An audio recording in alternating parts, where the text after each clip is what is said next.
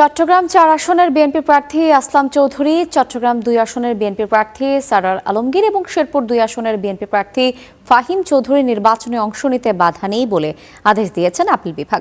তাদের বিরুদ্ধে করা আপিল অনুমতি মঞ্জুর করেছেন আপিল বিভাগ। ফলে আপিলের শুনানি শেষ না হওয়া পর্যন্ত তাদের নির্বাচনের ফলাফলও প্রকাশ করা হবে না বলে জানিয়েছেন আপিলকারী আইনজীবীরা।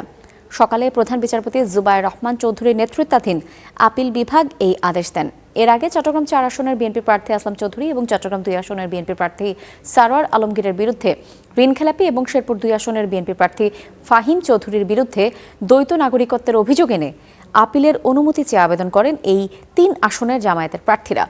বিএনপির ৩ প্রার্থীর পক্ষের আইনজীবীরা বলছেন, এই প্রার্থীদের নিয়ে যে প্রচারণা করা হচ্ছে তা অতিরঞ্জিত। তারা ঋণখেলাপি বা দ্বৈত নাগরিক নন। আর আপিলকারী জামায়াতের আইনজীবীরা বলছেন, যারা জনগণের টাকা পরিশোধ করে না তাদের বিষয়ে সিদ্ধান্ত নেবে জনগণ।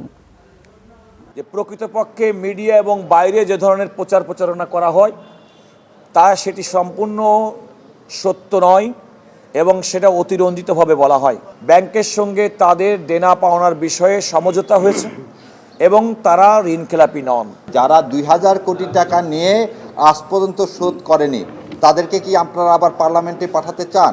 এবং এটার একটা জাজমেন্ট আছে যে court will not encourage those who are defaulter borrower, এবং এই আইনটা করার মূল উদ্দেশ্যই ঋণ খেলাপিরা যাতে পার্লামেন্টে যেতে না পারে।